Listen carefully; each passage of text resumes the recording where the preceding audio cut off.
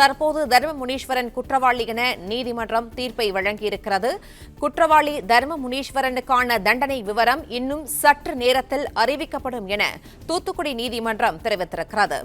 2 மாதங்களில் இந்த வழக்கில் விசாரணை நிறைவடைந்து தீர்ப்பு தற்போது வெளியாகியிருக்கிற நிலையில் தர்ம முனீஸ்வரன் குற்றவாளி என தூத்துக்குடி நீதிமன்றம் தெரிவித்திருக்கிறது. அதே சமயம் இன்னும் சற்று நேரத்தில் தீர்ப்பு விவரங்கள் வெளியிடப்படும் எனவும் குறிப்பிடப்பட்டிருக்கிறது. கடந்த மார்ச் 9ஆம் தேதி வீட்டருகே காட்டுப்பகுதிக்கு சென்ற மாணவி சடலமாக மீட்கப்பட்ட சம்பவத்தில் தர்ம முனீஸ்வரன் கைது செய்யப்பட்டிருந்தார். இது தொடர்பான விசாரணை 2 மாதங்களில் நிறைவடைந்து தற்போது தீர்ப்பு வெளியாகியிருக்கிறது. கூடுதல் விவரங்களை செய்தியாளர் ஷேக் மதார் வழங்க கேட்கலாம். ஷேக் மதார், வணக்கம்.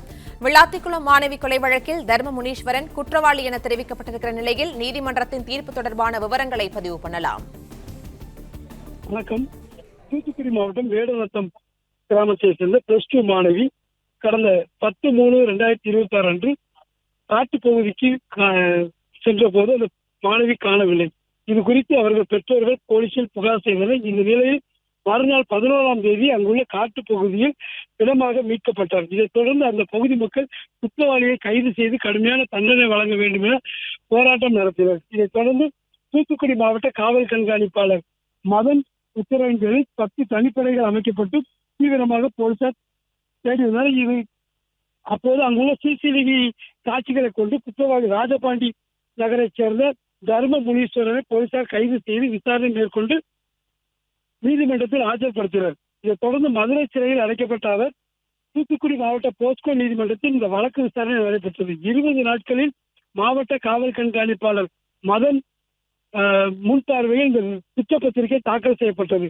இதைத் தொடர்ந்து தர்ம முனீஸ்வரன் விசாரணைக்காக கடந்த 5ஆம் தேதி நீதிமன்றத்தில் ஆஜர்படுத்தப்பட்டு 71 சாட்சிகளிடம் விசாரணை நடத்தினர். இதைத் தொடர்ந்து இன்று தீர்ப்பு வழங்கப்படுவதாக நீதிமன்றத்தில் அறிவிக்கப்பட்டது. இதைத் தொடர்ந்து மதுரையிலிருந்து பலத்த போலீஸ் பாதுகாப்புடன் குற்றவாளி நீதிமன்றத்தில் கொண்டு வரப்பட்டு நீதிபதி முன்பு ஆஜர்படுத்தப்பட்டது. இதைத் தொடர்ந்து இன்று பிற்பகல் 12 மணியிலிருந்து 12:30 மணிக்குள் குற்றவாளிக்கு தண்டனை விவரம் அறிவிக்கப்படும் என நீதிபதி அறிவித்துள்ளார்.